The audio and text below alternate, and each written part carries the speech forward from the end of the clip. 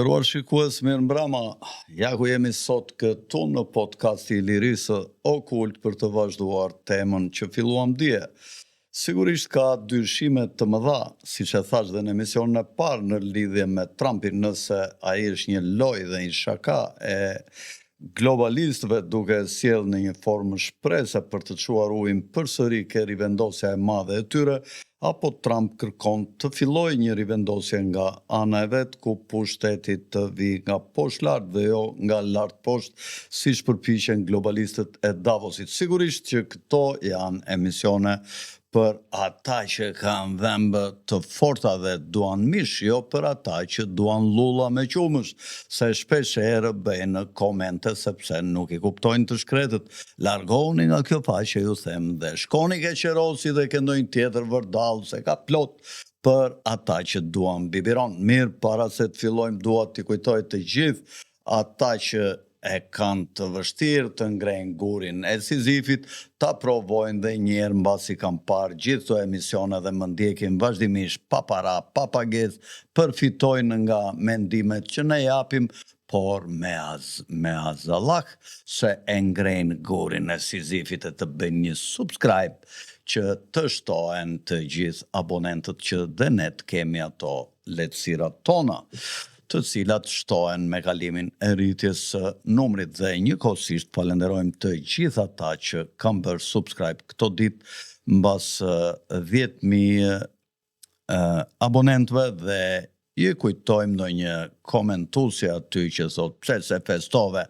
Kjo tregon që janë, siç i themi ne ande nga kolonja, dy ujë një purtek, pra na ndjekin një herë dhe s'na ndjekin dy herë. Duhet t'i shikojnë ato emisionet dhe pastaj të komentojnë, po të sigurojnë njërë për ato që shkruajnë. Këtu u hengër torta me kastriotin javën e parë dhe u festua 10.000 subscribera, duke i falenderuar të gjithë ata që janë bërë abonent të emisionit tonë. Brenda javës janë shtuar 400, por duhet të shtohen 4.000, duhet të shtohen 20.000, sepse ky është podcasti ku thuhen të vërtetat dhe jo podcastet dhe televizionet e tjera.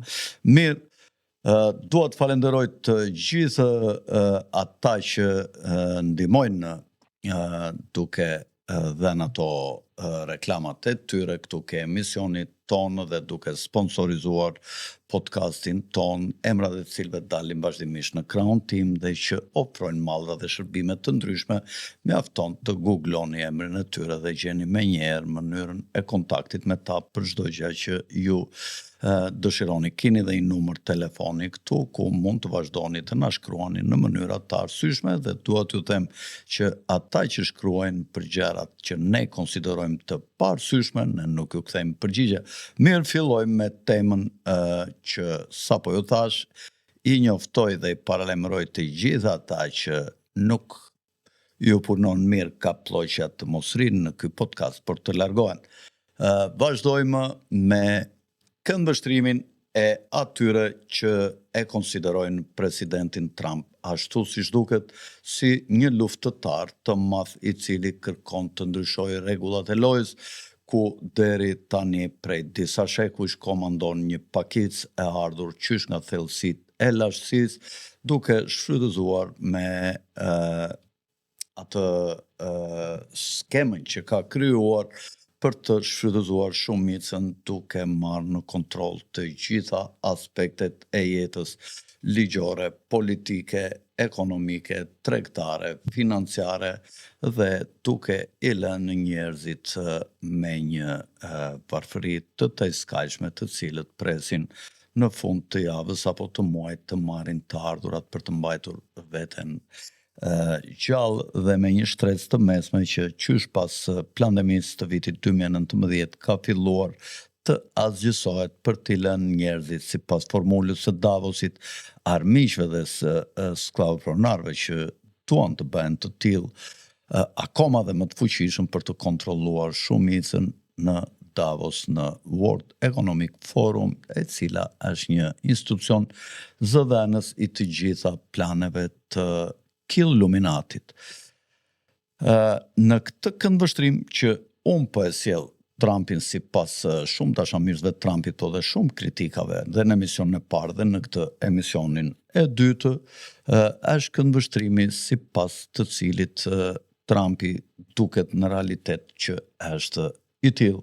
Fundi i mandatit të tij do të tregojë nëse ai vërtet është një president që kërkon të mbështesë rregullat dhe lojën demokratike dhe jo që të krijojë një elitë tjetër nga kjo që ka komanduar botën deri më sot.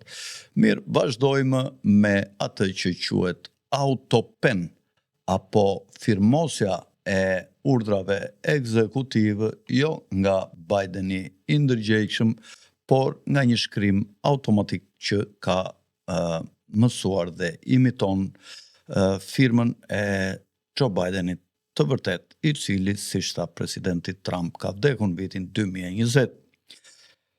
Rivendosja e Rico është gjykata kushtetuese dhe bumerangu i autopenit.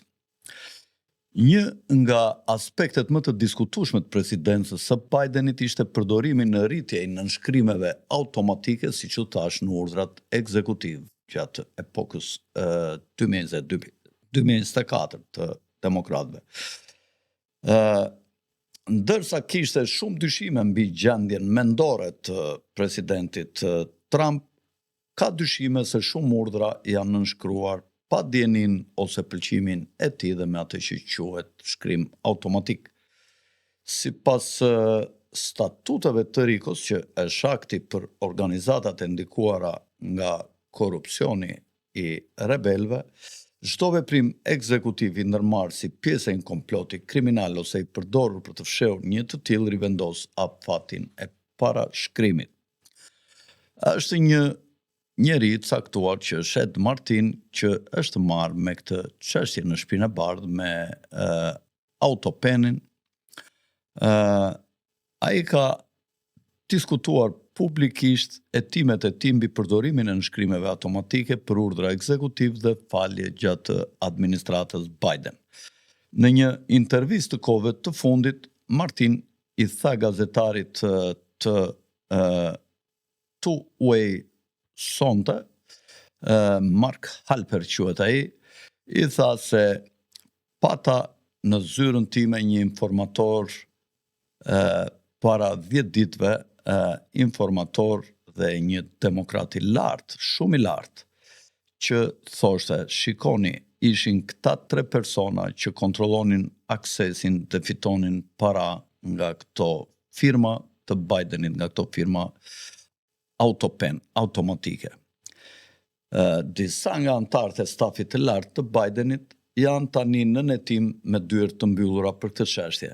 Burime brenda Departamentit Drejtësisë kanë konfirmuar se të paktën 4 urdhra ekzekutiv të lëshuar midis viteve 2021-2023 po hetohen në mënyrë retroaktive për shkaktar të Rikos.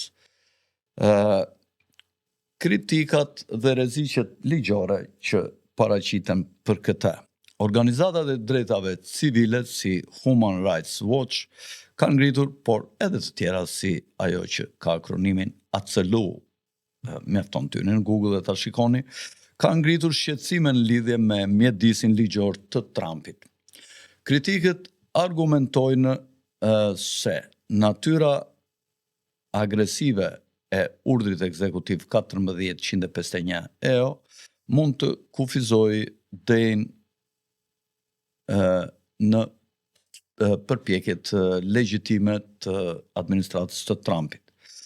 Anashkalimi pinit mund të rrisë ndjekjet penale të motivuara politikisht. Përdorimi i aktakuzave të vulosura dhe inteligjencë ushtarake sipas COG është continuity of governance, domethënë vazhdimi i qeverisë, të cilat mund të shkelin procesin e rregullt ligjor. Ndërsa debati vazhdon, pak veta e mohojnë se ndryshimi është i vërtetë dhe i pakthyeshëm. Tereni ligjor tani është ndryshuar për të lejuar atë që vjen më pas, përballjen gjyqësore në nivelin më të lartë, në Gjykatën Supreme dhe zbulimin e vazhdimësisë së autoritetit qeveritar, pra COG-ja që u thash në syt e publikut. Do të flasim një çik për SCOTUS, COG dhe rënien e mbrojtjes ligjore për antarët e kabalës. Ndërsa studia ligjore vërtitet në sipërfaqe, një tjetër shtyllë institucionale po forcohet dhe po riorganizohet në eshtje. Kjo është gjykata supreme e Shteteve të Bashkuara, që ndryshe njihet me SCOTUS në akronim. Ai është parë si arbitri përfundimtar i interpretimit kushtetues dhe kjo po bëhet fushbeteja ku lufta ligjore e Trumpit kundër Deep State-it po gjen terrenin e vet më të dukshëm.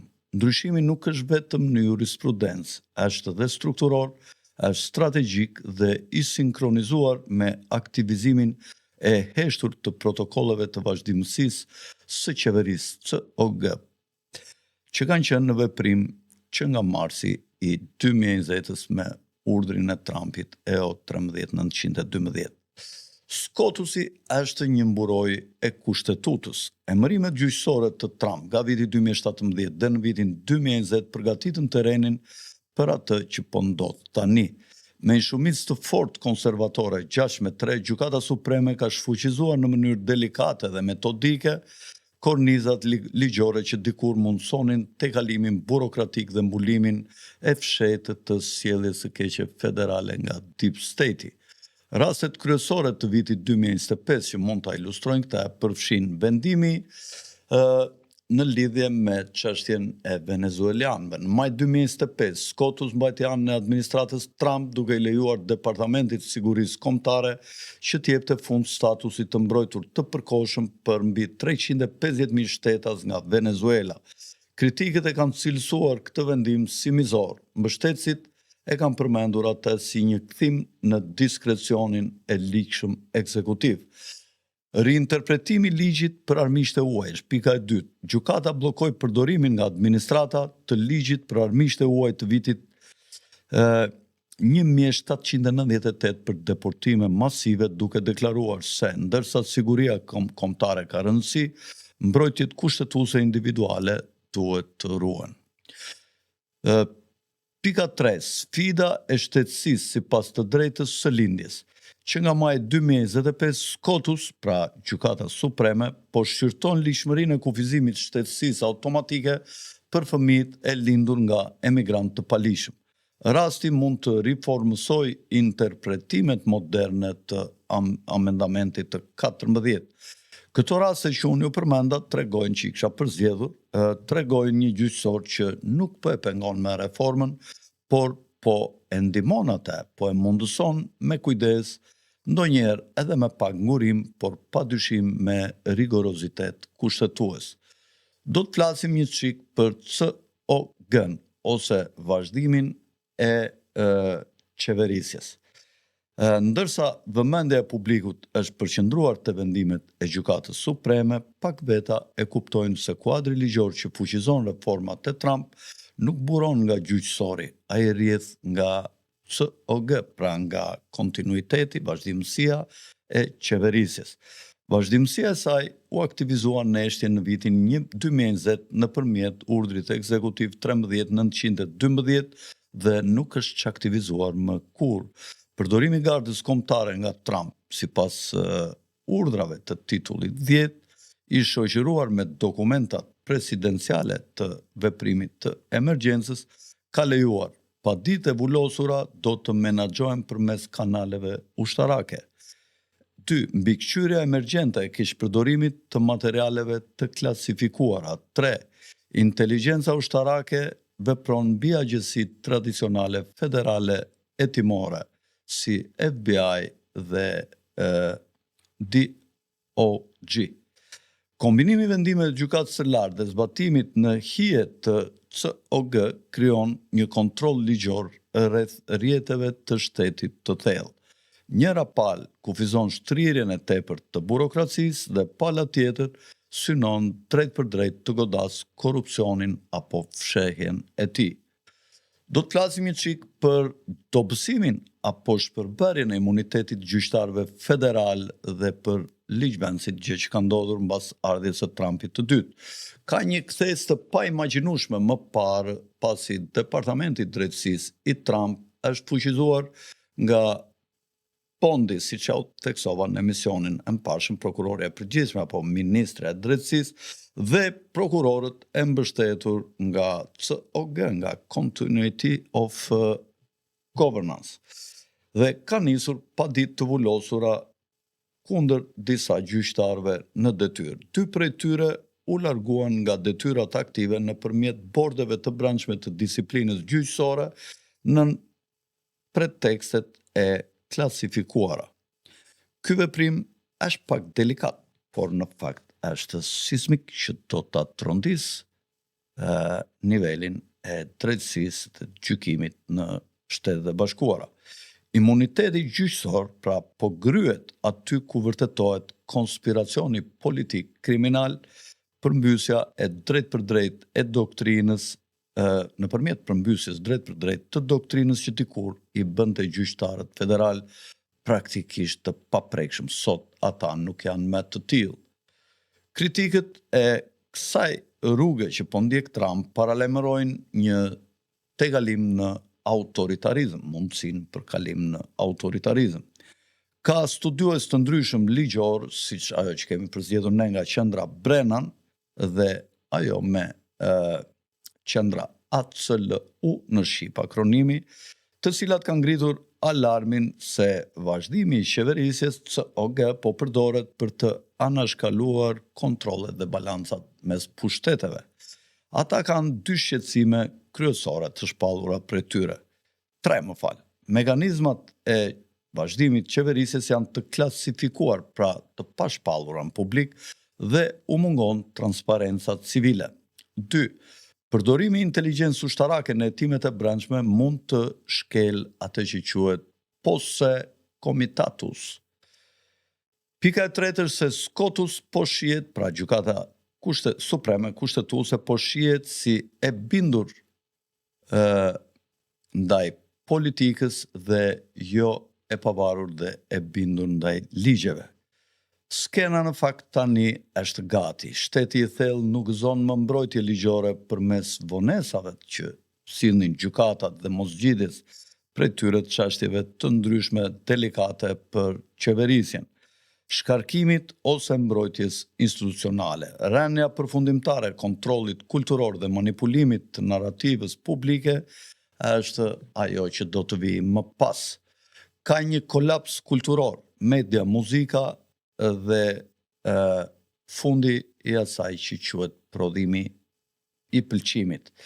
Ndërsa autoriteti ligjor dhe ndikimi gjeopolitik ndryshojnë në udhëheqjen e rikalibruar të Trumpit, fronti tjetër në rrethim është makina kulturore e deep state-it, ajo që është quajtur perandoria e medias, argëtimit, akademisë dhe manipulimit narrativ që ka formësuar vetëdijen globale për dekada me radhë në udhëheqjen e deep state-it apo shtetit të thellë. Ky rrjet kontrolli i kapur në rrjet prej tij, i referuar shpesh si dega e 4 e qeverisë, historikisht ka qenë arma më e fuqishme e deep state-it, pra shtetit të thellë, jo përmes pra atyre që nuk kanë qenë të zgjedhur ose këneta e Washingtonit, siç i quajnë Donald Trump. Këta nuk kanë vepruar përmes legjislacionit, por përmes pëlqimit të fabrikuar.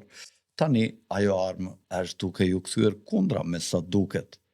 Le të flasim pak në këtë drejtim për ekspozimin e P. Diddyt dhe ka një kalbje të mikrokozmosit institucional të degës së 4 të pushtetit apo perandorisë së medias.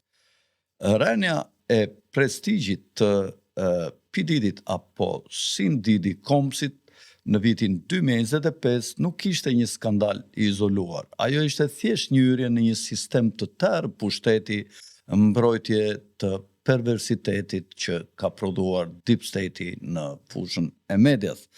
Akuzat federale të ngritura kundër Combsit ose P. Diddyt përfshinin trafikim seksual, shantazh, shtrëngim, shpërndarje droge, konspiracion politik kriminal.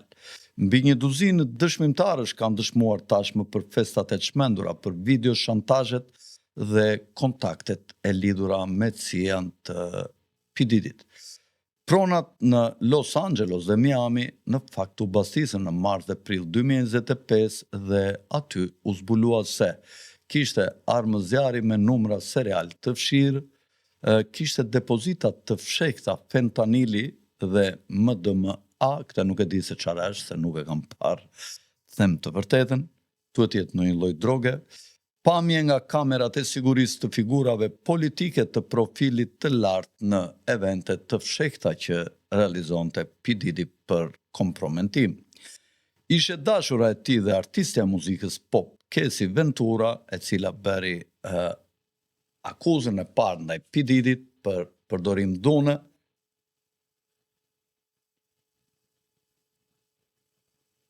Nga regjia më thonë që MDMA-ja është një drogë aktive sintetike, psikoaktive. E ngjashme me atë ekstazin, po më thonë nga regjia këta çunat e mi.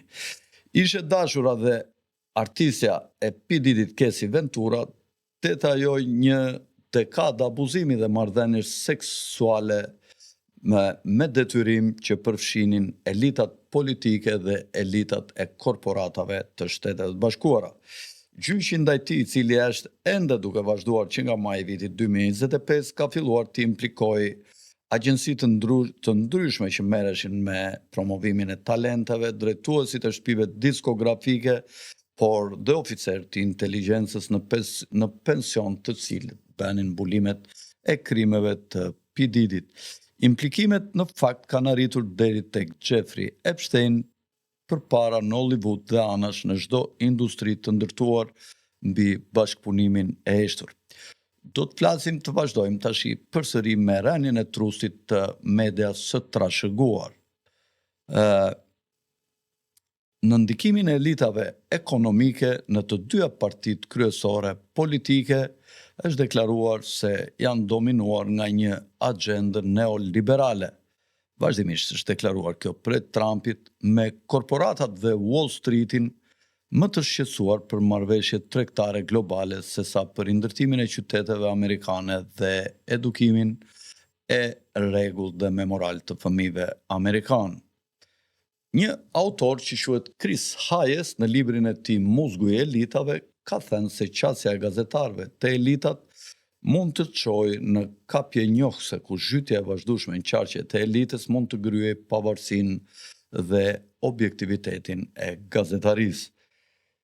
Këto deklarata të tij pasqyrojnë shqetësimet të përgjithshme që ekzistojnë në opinionin dhe publikun amerikan në lidhje me ndikimin e subjekteve të fuqishme në sjelljen e medias dhe sfidat me të cilat përballen gazetarët në ruajtjen e pavarësisë për të thënë të vërtetën.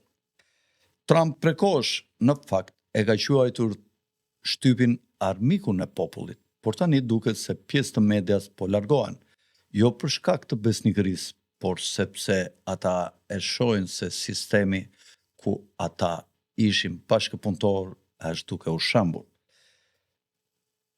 Besimi publikut në gazetari ka rënë në 23% për këto shkaqe, sipas një ankete të Gallup në vitin 2025, i cili është një nivel rekord për shkak të ekspozimit që i ka bërë Trump, duke e konsideruar si armiku i popullit mediat dhe gazetarin në Shtetet e Bashkuar. Gazetarët e pavarur dhe rrjetet e decentralizuara në fakt janë duke u rritur ndjeshëm në Shtetet e Bashkuara, ashtu si dhe këtu në Shqipëri me podcastin Okult. Dua që ta citoni këtë, tha për Times shefi strategjisë Steve Bannon, një nga më genialet që ka pasur Trumpi në fushën e politikave sociale. Media këtu është partia opozitare. Ata nuk mund ta kuptojnë dot këtë vend. Ata ende nuk e kuptojnë pse Donald Trump është presidenti vërtet i Shteteve të Bashkuara. Dhe për këtë shkak, figurat kulturore të adhuruara nga publiku janë duke ndryshuar. Kolapsi nuk kufizohet vetëm në media dhe muzikë, por dhe në ish ikonat e regjimit, aktorët e Hollywoodit, autorët, prezantuesit e talk show-ve, po ripozicionohen dhe po ripërshtaten ose ndryshe ata duhet të zhduken. Oprah Winfrey ka eshtur pasi 3 nga bashkëpunëtorët e saj u thirrën në gjyq në një hetim për trafikim në vitin 2024. Të gjithë e dini kush është Winfrey. Perandoria mediatike e Ellen DeGeneres është mbyllur pas rrjedhjes së informacionit dhe pamjeve filmike që lidhen ata me operacione të fshehta mbikëqyrje në organizatat bamirëse për fëmijë. Komediani Russell Brand dhe aktori Jim Caviezel kanë dalë si zera që denoncojnë kontrollin e kabalës mbi kulturën, ndërsa njerëz të brendshëm si Tim Ballard fitojnë terren si revolucionar kulturor në fushën e Operation Underground Railroad. Po formohet pra një polaritet i ri. Ata që janë të rreshtuar me të vërtetën dhe ekspozimin dhe ata që mbeten të kompromentuar për ta fshehur atë që ka ndodhur ose ata që vazhdojnë të eshtin. Do të flasim një çik për psyops dhe kolapsin narrativ. Pra pas skenave, pjesa më e madhe e dominimit kulturor të shtetit të thellë është mundësuar nga inxhinieria algoritmike. Listat e zeza të mediave sociale, shtypja e mospajtimit, mediat sintetike dhe operacionet psikologjike të gjeneruara nga inteligjenca artificiale u përdorën për të formësuar emocionet, besimin dhe përsharjen. Ndërsa platforma X u privatizua nga Elon Musk dhe u bë një shkallëzim i platformave alternative, pikat qendrore të pengesës së globalistëve në fakt filluan të thyeshin. Mbikëqyrësit e inteligjencës artificiale kanë konfirmuar se platformat të mëdha si YouTube dhe Meta kanë përdorur sisteme hartëzimi psikologjik të nivelit ushtarak për të parashikuar dhe drejtuar përgjigjet e përdoruesve të tyre në kohë reale. Shumë prej tyre janë zhvilluar përmes partneriteteve të financuara nga agjencia super rrezikshme e globalistëve në Shtetet e Bashkuara DARPA. Tani këto mjete që janë përdorur prej tyre janë duke u ekspozuar. Besoj se jeni duke më kuptuar se çfarë po flas. Rapid Response 46 ose përgjigje e shpejt 47 publikoi së fundmi meta të dhëna të rrjedhura nga sistemi brendshëm i etiketimit të inteligjencës artificiale të Facebookut, të cilat tregojnë se ka një koordinim të drejt për drejt me censuruesit e platformës. Listat e fjalëve kyçe që përfshin mashtrim zgjedhor, lëndim nga vaksina dhe urdhra ekzekutive të Trumpit, të gjithë ata që përdorin këto fjalë kyç shikohen si të dyshimt dhe armiq dhe ju bllokojnë llogaritë e tyre. Operacione ndikimi duke përdorur ferma trollësh të paguara nga Ukraina dhe nga Tajvani. Le të flasim pak për rindërtimin e sovranitetit, për llogaritë maga, ndryshimet në BRICS dhe ngritja e ekonomive paralele në botë. Me rivendosjen e themeleve kulturore, ligjore dhe diplomatike, objektivi përfundimtar i presidentit Trump fillon të dalë në pahë qartë. Ndërtimi i një arkitekture financiare post-globaliste dhe sovrane. Vizioni nuk është një ndryshim i sistemit ekzistues, është një zvendësim i tij. Më dëgjoni me kujdes. Një ekonomi paqësore, e decentralizuar, e përqendruar te prosperiteti që shkatërron hegemoninë e instrumentave financiare të krye globalistëve me në krye familjet Rothschild si FMN dhe duhet të ketë në të ardhmen një shmangje nga varësia e Bankës Botërore, gjë e cila do të shkëpuste dollarin nga skllavëria e petrodollarit. Motorët e kësaj ekonomie të re tashmë janë duke gumëzhirë. Disa janë të bazuara në politika si llogarit e kursimeve MAGA Baby, të tjera janë gjeopolitike si BRICS Plus dhe protokollet tregtare të mbështetura në fakt në monedat e tyre vetëm nga ari. Së bashku këto po tregojnë për një realitet në rritje ku ekonomia globale po ristrukturohet nga familja dhe jo nga bankat. Çfarë janë llogarit maga për foshnjat, për të porsalindurit, sovraniteti për brezat e arshëm. Në mars të vitit 2025, Caroline Leavitt, që është zëdhënësja e presidentit Trump dhe senatori J.D. Vance, zëdhënës presidenti i Shtetet e Bashkuara, zbuluan iniciativën MAGA Baby Account si pjesë e programit të qeverisë Trump One Bill Beautiful. Sipas kësaj politike, do të depozitohen nga shteti amerikan automatikisht në një llogari investimi për çdo fëmijë të lindur midis viteve 2025 dhe 2028 një shifër prej $1.000.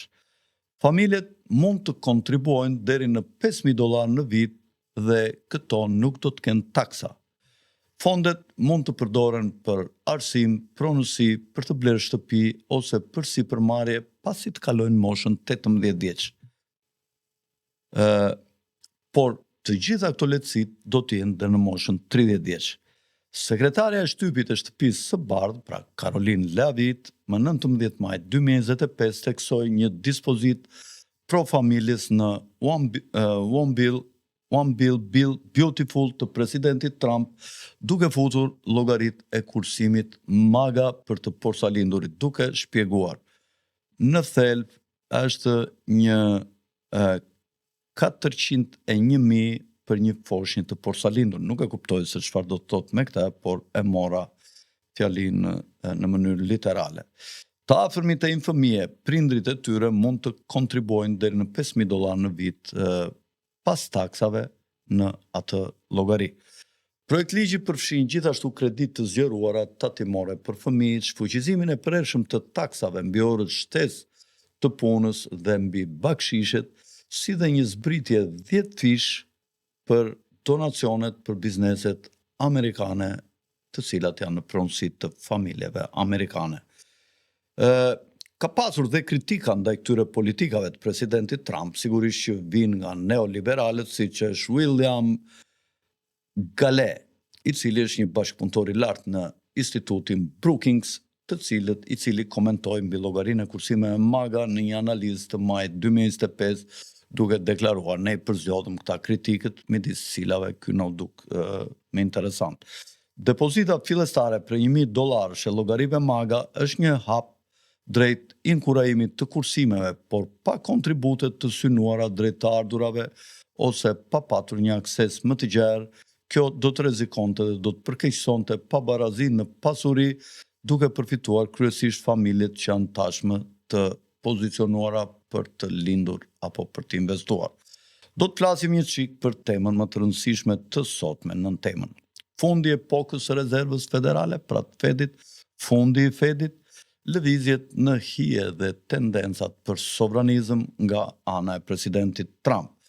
Trump nuk e ka çmontuar në fakt drejt për drejt rezervën federale, por i ka shpallur një luftë të sofistikuar asaj nëpërmjet dy të emëruarve të tij financiar si Judy Shelton dhe Stephen Moore, të cilët kanë qenë avokat prekosh për një standardtari, një fushveprim i reduktuar, për një fushveprim të reduktuar, pra për një dobësim të fuqisë së Fedit në fushën e financave dhe për një politik monetare të decentralizuar ku Fedit t'i bjerë fuqia. Në prill të vitit 2025 kanë qarkulluar, thashë theme, për një ndryshim prapa kuintave. Auditimet private të arit të kasafortave të bankave qendrore kanë marrë një dritë jeshile në eshtje nga presidenti Trump. U zhvilluan diskutime ekzekutive me bankat qendrore të BRICS rreth ndërveprimit të monedhave sovrane. Dihet kush është BRICS: Brazil, Rusi, Indi, Kinë dhe South Africa, Afrika e Jugut. 3. Janë zbuluar memorandume që vinë nga Departamenti i Thesarit, ku janë ngritur grupe pune që diskutojnë për një monedhë sovrane të bazuar në teknologjinë blockchain, të lidhur me një shport asetesh të forta, siç janë ari, argjendi dhe metalet e tjera të ralla. Roli i rezervës federale nuk po shkëputet, nuk po pritet në mënyrë të papritur, por roli i tij po rrethohet dhe po zvendësohet me një mungesë rëndësie të tij. Do të flasim pak për BRICS Plus, pra jo vetëm për vendet e BRICS, po dhe ato që duan të gjiten BRICS-it, për arin dhe dedollarizimin. Ndërsa Trump e rivendos Amerikën nga brenda, vendet e BRICS-it po e përshpejtojnë zhvillimin e tyre nga jashtë. Në mars të vitit 2025, ato që kemi zgjedhur ne si pika të rëndësishme, si kur kilometrik në këtë drejtim shumë të rëndësishëm që ka lidhje me financat, me gjakun e ekonomisë të madrave dhe shërbimeve, pra në mars të vitit 2025, Brazili, Rusia, India, Kina dhe Afrika e Jugut njoftuan një regjistër të përbashkët të zgjidhjeve tregtare të mbështetura nga ari të quajtur Aurumnet. 2. Arabia Saudite, Egjipti dhe Irani u bashkuan BRICS Plus duke sinjalizuar fundin e petrodollarit. Nafta tani nuk tregtohet me dollar apo me petrodollar, por me juan dhe rubla të cilat janë të mbështetura nga ari. 3. Bashkimi Afrikan, ose shtetet ndryshme, shumë shtetet të Afrikës, po diskutojnë sistemin e vet kontinentar të kleringut të lidhur me shportat e mallrave të BRICS-it. Çfarë do të thotë kjo në fakt për Trumpin? Politikat e tij të jashtme kanë shtyrë qartë çaban drejt angazhimit të BRICS në vend që ta përballonte atë. Duke i lidhur neshtje korridore tregtare me vendet miqësore të BRICS si Brazilin, Hungarinë, Emiratet e Bashkuara Arabe, Trumpi po lejon financimin shumë polar pa rënien e dollarit, duke e drejtuar atë drejt një shkëputje të menaxhuar. Do të flasim çik për ekonomitë paralele dhe për decentralizimin e pushtetit të Fedit.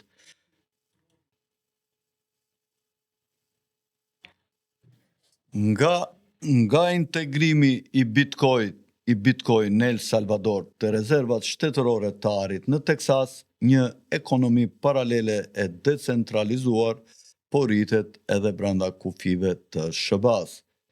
Do të flasim për zhvillimet kryesore. Florida dhe Teksasi po zgjerojnë sistemet e transaksioneve brenda shtetit të mbështetura nga ari. Ka programe pilot, programe federale që po testojnë shëndetin të bazuar në teknologjinë blockchain, me kupona dhe kredite arsimore të decentralizuara. Ka një program të infrastrukturës të quajtur Ndërto për Amerikën prej presidentit Trump, i cili ofron strehe tatimore, pra politika lehtësuese tatimore për mikrobankat dhe për kooperativat bankare në pronësi të qytetarëve. Pra ka një qëllim të qartë që është lirimi i tregtisë nga rojet qendrore, qofshin ato qeveritare apo të korporatave. Ka për këtë politikë financiare të Trumpit dhe ne kemi përzgjedhur kritika dhe kundër argumente disa prej të cilave do t'i paraqitim këtu në fund të emisionit të sotëm. Disa ekonomistë paralajmërojnë se propozimet monetare të BRICS dhe mbështetësit e tij, ashtu si dhe mbështetësit pro-Trump, rrezikojnë një paqëndrueshmëri të madhe ekonomike dhe tronditje botërore. Në një postim në blog të vitit 2023 nga ekonomisti Nouriel Roubini është paralajmëruar se monedhat e bazuara në mallra ose kriptovalutat si Bitcoin mund të destabilizojnë tregjet duke amplifikuar paqëndrueshmërinë dhe duke kufizuar përgjigjet e politikave. Gjithashtu këta kritik kanë argumentuar se sistemet e arit ose monedha Bitcoin, monedha elektronike, janë të prirura ndaj manipulimit nga investitorë të fuqishëm. Në të kundërt, mbështetësit e këtyre planeve pretendojnë se sistemet e centralizuara gërryejnë besimin e publikut. Ekonomistja Judy Shelton, e cila është një aleate e Trumpit, ka shkruar në fund të vitit 2024 se paraja e shëndosh e ankoruar në vlerën reale mund të rikthejë besimin tek dollari. Sistemet fiat para krijojnë varësi nga zyrtarët të cilët nuk zgjidhen në mënyrë demokratike, siç janë zyrtarët e Fedit të cilët kontrollojnë gjithë jetën e amerikanëve dhe janë mbi të gjitha institucionet për shkak të fuqisë tyre të madhe, pavarësisht se ata nuk zgjidhen nga populli. Mbështetësit e politikave të Trumpit dhe të politikave të reja financiare të një aleance Trump and BRICS e shohin financën lokale dhe sovrane si një ndryshim konstruktiv, duke ndërtuar një kuadër ekonomik më të përgjegjshëm në vend që thjesht të sfidojnë status quo-n. Do të flasim për rivendosjen globale, për paqen, ligjin dhe riorganizimin ekonomik që janë formulat ose mantrat e Trumpit. Ndërsa pluri qetësohet nga vitet e kaosit, shpërqendrimit dhe kolapsit institucional, nocioni dikurit tallur i një rivendosje globale sot ka marrë formë nën Trump, por jo ai që imagjinojmë ne i World Economic Forum në Davos, nga elitat e Davosit ose planifikuesit e këtij forumi. Kjo rivendosje e Trumpit nuk është një kontroll i centralizuar i mbështjellë me kuota klimatike dhe rezultate të kreditit social. Është një rivendosje sovrane, thonë njerëzit që janë pro-Trumpit, është nxitur nga restaurimi i ligjshëm, nga pavarësia ekonomike, qartësia kulturore dhe paqja globale përmes forcës. Kundër sulmi i Trumpit zbulon në fakt një rivendosje të bazuar në parime që e përmbysin modelin e imponuar gjatë dekadave të rënies së menaxhuar. Pjesët e planit tani janë të dukshme dhe formojnë një strukturë koherente, si rivendosja është paqja mbi luftën e përjetshme që ka sunduar planetin ton. Iniciativat paqësore të Trumpit kanë krijuar një ndryshim paradigme ose modeli. Korniza e pushimit në Ukrainë, lirimi i pengjeve amerikane nga regjimet armiqësore dhe doktrina e tregtisë në lindjen e mesme e përcaktuar në Riyadh janë të gjitha zbatime strategjike të njëjtit parim. E vetmja zgjidhje afatgjate, thot Trumpi, është paqja. Paqja nuk është më simbolike, por është strukturore. Është themeli i rivendosjes globale të tij duke riformuluar marrëdhëniet ndërkombëtare rreth tregtisë, përfitimit të ndërsjellë dhe dinjitetit kombëtar në vend të ndërtimit të perandorisë të drejtuar nga kozmopolitët dhe globalistët. Rivendosja në fakt është ligj kundër kapjes së burokracisë të saj. Urdhrat ekzekutiv të Trumpit si EO 138-18, EO 138-48, EO 139-12 dhe EO 141-51 çmontuan strukturën ligjore të gardës së vjetër dhe ja transferuan juridiksionin përsëri aktorëve kushtetues. Reforma e pambondit në Departamentin e Drejtësisë dhe aktivizimi i aktakuzave të vullosura sipas COG ose vazhdimit të qeverisjes tregojnë një spastrim të llogaritur ligjor të korrupsionit. Gjykata Supreme e ka përforcuar këtë ndryshim duke rivendosur kufit rreth imigracionit, diskrecionit ekzekutiv dhe tejkalimit të kompetencave federale. Ky rindërtim ligjor nuk është një gjendje ushtarake në USA, në Shtetet e Bashkuara, por është një vazhdimsi kushtetuese e hartuar për të mbrojtur Republikën e Shteteve të Bashkuara, kur të gjitha rrugët e tjera janë konsumuar dhe komprometuar. Le të flasim pak për rivendosjen si decentralizim ekonomik kundër varësisë së globalistëve. Futja e llogarive të vogla maga, doktrina e tarifave dhe riorganizimet tregtare me BRICS Plus nuk janë politika të rastësishme. Ato janë komponent të një modeli ekonomik sovran në zhvillim kundër fjalëparas. Qytetarët ndërtojnë fjalëparaja është dollari i bazuar në shitjen e naftës nga të gjitha vendet e lindjes së mesme, sidomos nga Arabia Saudite, të cilat ishin të detyruara sipas marrëveshjeve Smithsoniane në kohën e Nixonit, vitin 72-73, që të shiteshin me dollar. Dhe këto ishin petrodollar, pra një para e bazuar jo tek floriri, siç ishte marrëveshjet e Bretton Woodsit, një dollar i bazuar ke floriri, por një dollar që bazoheshe edhe mbi një lloj ari tjetër që ishte ari i zi ose nafta.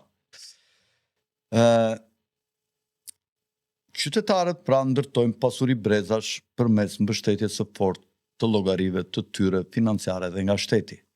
Amerika rimerr ndikimin nëpërmjet tregtisë reciproke me të gjitha shtetet e tjera. Tregjet globale zhvendosen drejt shkëmbimeve të vlerës të mbështetura në asete.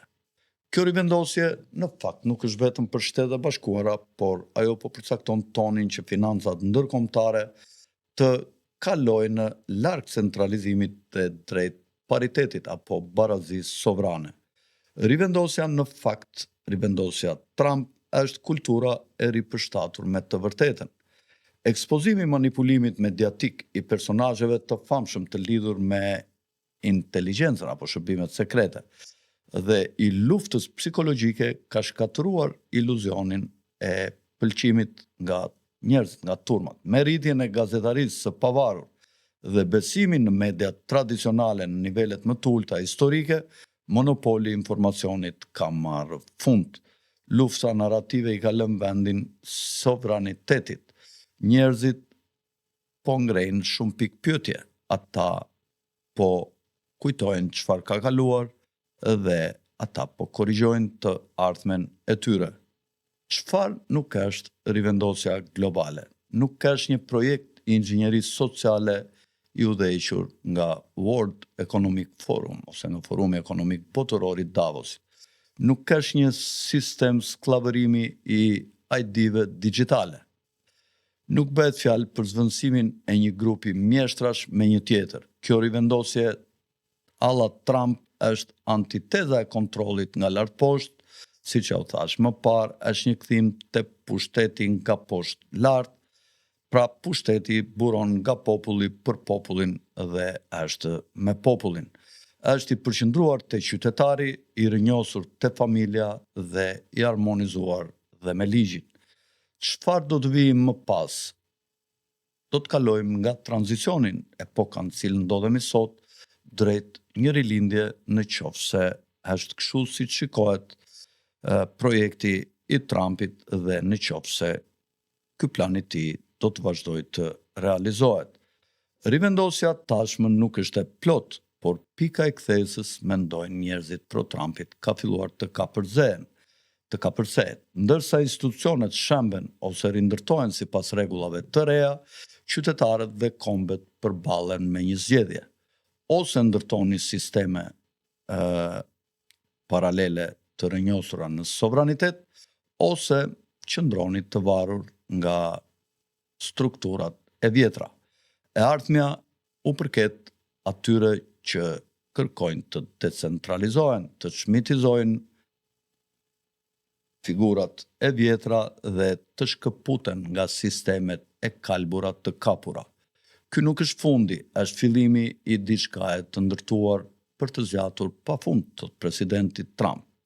Trump thjesht sa ka hedhur themelet, ajo që ndodh më pas nuk varet nga njeri i vetëm, por do të varet nga miliona njerëz që do të ndërgjegjësohen për rolin e tyre në rindërtimin e republikave apo shteteve të tyre demokratike dhe në ribalancimin e botës. Kjo është rivendosja globale. Dhe këtë herë ne duhet ta përcaktojmë atë, thot presidenti Trump dhe trumpistët. Këtu mendojmë ta mbyllim këtë emision dhe jeni ju që duhet të gjykoni nëse këto përcaktime të njerëzve që e shikojnë me optimizëm epokën që kërkon të ndërtojë Trumpi është kështu siç ne e shpjeguam, megjithëse folëm dhe për kritikat e lëvizjeve të Trumpit, apo gjithçka do të jetë prap ashtu si më parë dhe siç ka qenë projekti i një pakice të vogël që ka zëdhënësit e vet prej 30 apo 40 vjet në Davos, duke rritur qeverisjen e botës nga një pakic, duke u përpjekur të realizojnë agendat e depopullimit nëpërmjet disa mekanizmave siç janë politikat e gjelbra, plandemitë, luftrat, uritë, vraksinimet. Para se ta mbyll, dua t'ju kujtoj ta hidhni gurin e Sizifit dhe të bëni një subscribe të gjithë ju që na pëlqeni, na ndiqni, por që mund t'jini dhe xheloz dhe nuk bëni një subscribe. Nga unë, Alfred Sako, natën e mirë dhe mirupafshim në emisionet e radhës. Tung tung.